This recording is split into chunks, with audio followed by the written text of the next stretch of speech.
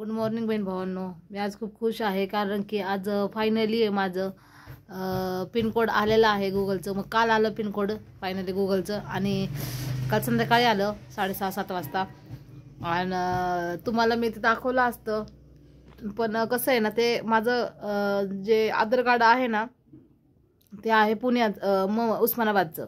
सासर तिकडलं आहे, तर घरच्यांनी तिकडं माझ्या नवऱ्याच्या मोबाईलवर व्हॉट्सअपला पाठवून दिलं आणि काल माझ्या नवऱ्याने ते पिनकोड गुगल ॲडसीमध्ये जॉईन केलेलं आहे. तर मी खरं खूप खुश आहे कारण की हे सगळं तुमच्यामुळं झालेलं आहे आणि तुम्ही इतकं मला सपोर्ट करता. तुम्ही माझे बहीण भाऊ एक मेंबर खूप छान आहेत आणि तुमच्यामुळं मी आज मला पिनकोड आलेले आहे आणि मी खरं खूप खुश आहे. काल मी इतकी खूप खुश होते ना, काल मी लाईव्हला पण सांगितलं, कारण की कोणाला दुःख देता येत म्हणजे खुशी देता येत नसेल ना, तर दुःख तर नका दे मात्र. आणि माझे बहीण भाऊ इतकं मला लाईव्हला छान छान कमेंट करतात, टाईम काढून माझ्यासाठी लाईव्हला येतात आणि खूप छान सपोर्ट वगैरे करतात, कमेंट करतात छान छान. खूप म्हणजे भारी वाटतं आणि खूप खूप छान वाटतं आणि खरंच खूप भारी वाटलं. काल मला काल दिवसभरसुद्धा बरं नव्हतं, इतकं म्हणजे मी आजारी वगैरे होते ते. आणि त्याच्यामध्ये संध्याकाळी माझ्या नवऱ्याने आल्यावर मला सांगितलं की आपला पिनकोड आलेला आहे तुझा, नाही का, ॲडसेनचा.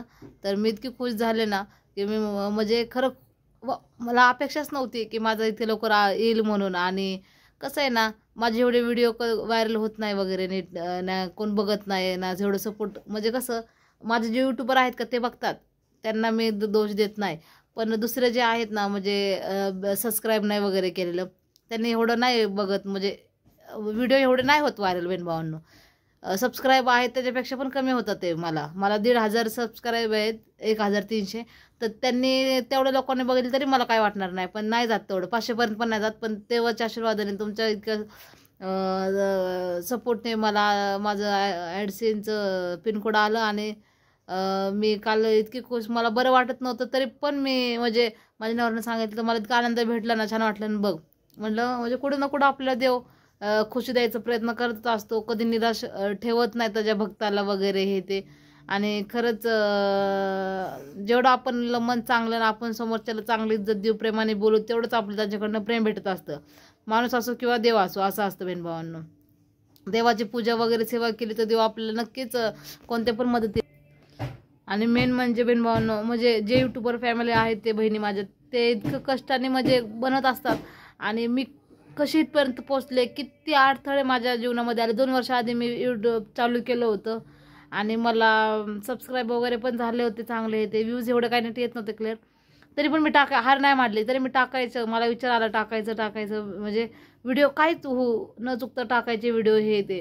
पण बहीण भावांना कसं असतं ना, शेवटी आज मला आनंद भेटला आणि खूप छान वाटलं.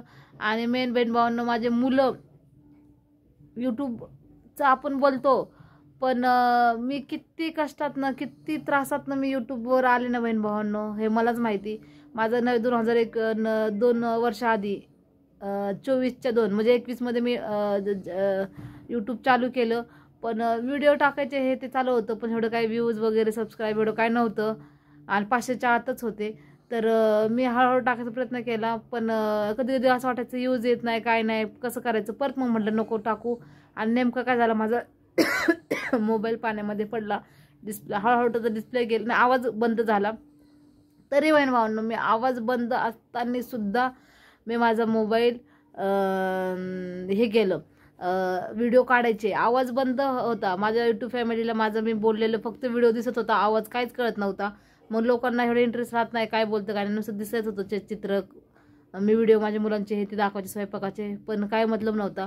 पण मग नंतर डिस्प्ले पण गेला, मग काय माझ्या आशाच तुटली, माझी निराशा झाली, मी एकदम खचून गेले बहीण भावांनो. म्हणजे काय आता म्हटलं, आणि लॉकडाऊन शिवाय आणि लहान लहान 3 मुलं आणि मोबाईल घ्यायचं ते खूप कठीण होतं. म्हणजे अपेक्षाच नव्हती ना, विषय म्हणजे हेच घ्यायला होते, मी विषय सोडून दिला होता. जाऊन ठीक आहे म्हटलं, आता काही इलाजच नाही, आता आपलं काय म्हणजे यूट्यूबचं काय म्हणजे नशिबातच नाही आपल्या, असं विचार केला. 2024मध्ये बहीण भावांनो मी यूट्यूबला सहज एक बिग बॉसची, मराठी बिग बॉस आपलं, ते मी मराठी बिग बॉस चालू होतं ते मी थोडं शूट करून म्हणजे व्हिडिओ अपलोड केला होता आणि टाकला तो मी यूट्यूबला. पण कॉपीराईट आलं आणि तो व्हिडिओ आहे ना जरासा व्हायरल झाला बहीणभावांनो, थोडाफार व्हायरल झाला, लय पण नाही, थोडाफार झाला. तर मला वाटलं की बाबा आपले पहिले व्ह्यूज काही येत नव्हते, 10, 15, 20 यायचे, 2 वर्ष आधी. आणि हा जर केला तर जरा हा तरी 100-50 तरी झाला, 100च्या वर गेलाच ना बहीणभावांनो. पण झालं म्हटलं, तेवढीच खुशी वाटली मला, बापरे म्हटलं. आणि मग म्हटलं टाकावं आपण. मग मी लाईव्हला यायला लागले, लाईव्हला पण मला सपोर्ट करायला लागले बहीणभाऊ, कमेंट करायला लागले. आणि तसंच थोडं थोडं अजून व्ह्यूज वाढत गेले, हे ते, मग अजून आनंद वाढत गेला माझा. आणि बहीणभावांनो मग ठरवलं काही हो, थोडे थोडे कासाना व्हिडिओ टाकायचे, कसे कासाना टाकायचे, कसे कासाना टाकायचे, टाकत गेले. बहीणभावाने मला इतकं सपोर्ट केला. आणि आज शेवटी फायनली माझं मोनेटायझर वगैरे झालं. आणि काल माझं पिनकोड आला. बघा ना कसं असतं, मी आशा सोडली होती, फोन वगैरे खराब झालं हे ते, पण 2 वर्षांनंतर चालू केलं तर माझं एक व्हिडिओ इतकी व्हायरल गेली. पहिलं बाळ गेलं होतं, मुलगी गेली होती 9व्या महिन्यामध्येच, 4 दिवस पोटामध्ये वारली होती, तसं सांगितलं मी. तर ते सांगितलं तर त्या हिशोबाने बहीणभावांनो मला इतकं म्हणजे ना खरंच वाटलं नाही की बापरे म्हटलं. ती व्हिडिओ टाकली मी, मला इच्छा नव्हती बहीणभावांनो टाकायची तसली व्हिडिओ मुलीची, पण काय माहिती काय, खरं शपथ सांगते मला काहीच अंदाज नव्हता, मला इच्छा नव्हती टाकायची. पण ते माझ्याकडनं कशी न कळत मी इतकं पटापटा बोलले ते आणि पोस्ट केली बहीणभावांनो. मी काय बोलत होते ना ते मला सुद्धा कळत नव्हतं ते व्हिडिओमध्ये सुद्धा. आणि ती व्हिडिओ आज 80,000पर्यंत गेलेली आहे. आणि त्यांनी आणि दुसरी माझे 3 मुलं जुळे झाले, ते जर एक बोललेले, ती व्हिडिओ 40,000पर्यंत गेली. अशा 2 व्हिडिओमुळे माझं मॉनिटायझर झालं बहीणभावांनो. आणि आज मला मला असं फायनली पिनकोड आला आणि मी इतकी खुश आहे. म्हणतात ना देव म्हणजे प्रयत्न करून सोडायचं नाही, देव आपल्याला नक्की साथ देतो. आपण काय करतो, कोणती गोष्ट नाही भेटली तर विषय सोडून देतो किंवा देवावरचा विश्वास सोडून देतो, असं करतो. पण तसं नका बहीणभावांनो करत जाऊ, कधीच करायचं नाही, कधीच नाही करायचं. मला याचा अनुभव खूप वेळ आलेला आहे. मोबाईल म्हणजे यूट्यूबवरनंच नाही, साधं नॉर्मली घरात सुद्धा असू आणि कोणत्या बऱ्याच गोष्टीत मला देवावर अनुभव आलं. खरं विश्वास आहे आणि स्वतःवर आपण विश्वास ठेवायचा की आपलं गोष्ट 100% होणार तर होणारच बहीणभावांनो. बघा आज माझं म्हणतात ना की मी एक ती व्हिडिओ नुसतं लाईव्हची व्हिडिओ बिग बॉसची पोस्ट केली, ती थोडी भेटली, त्यांनी मला थोडेसे व्ह्यू आले. 100 बहीणभावांनो आले तर नव्हतेच, पण 10-20च्या पुढे गेले होते व्ह्यू, तर मी खुश झाले होते. तर मी म्हणे टाकू म्हणजे व्हिडिओ पोस्ट करत आज मी इथपर्यंत पोहोचले. आज माझं सक्सेस झालं सगळं. आणि तुमच्यामुळं, तुमच्या प्रेमाच्या, तुमच्या आशीर्वाद म्हणजे इतकं छान सपोर्ट भेटलं, त्याबद्दल खरं मनापासून धन्यवाद. आणि असेच माझे व्हिडिओ बघा. मला बोलेल मी तेवढं सांगेल बहीणभावांनो, का तर मी किती म्हणजे किती मला जेवण करायला सुद्धा मुलांमुळे बहीणभावांनो टाईम भेटत नाही. 3 जुळे मुलं माहिती तुम्हाला, 1 मुलगी 2 मुलं, आणि ते पण 3 सेम वर्षाचे आहेत, 3 सेम आहेत, लहान मोठे काही नाही, सेम एकाच दिवशी जन्म घेतला त्यांनी माझ्या माझ्या म्हणजे मी त्यांना एकाच दिवशी जन्म दिला बहीणभावांनो. असे माझे 3 मुलं जुळे आहेत. तर त्यांना बघून घरचं सगळं करून बहीणभावांनो मी कशी लाईव्ह व्हिडिओ बनवायचे आणि कशी लाईव्ह यायचे हे ते फक्त मला माहिती. आणि मी किती कष्टातनं हे व्हिडिओवर मी आले, कशी व्हिडिओ माझे व्हायरल झाले आणि कसं आज मला देवाने सक्सेस केलं, तुम्ही लोकांनी सक्सेस केलं, हे फक्त मला माहिती बहीणभावांनो. तर असंच मला सपोर्ट करा, असंच मला पुढे घेऊन जा, असंच माझे व्हिडिओ बघा आणि आवडलं तर लाईक वगैरे शेअर करत जा. तुमच्या लाडक्या बहिणीला बहीणभावांनो, तुमच्या गरीब एका ताईला सपोर्ट करा आणि मला पुढे घेऊन जा तुमच्या आशीर्वादाने. लवकरच माझे आता माझे डॉलर तर काय जमा झालेलं नाही बहीणभावांनो, आज 3रा डॉलर आहे, मी लाईव्हला पण सांगितलं.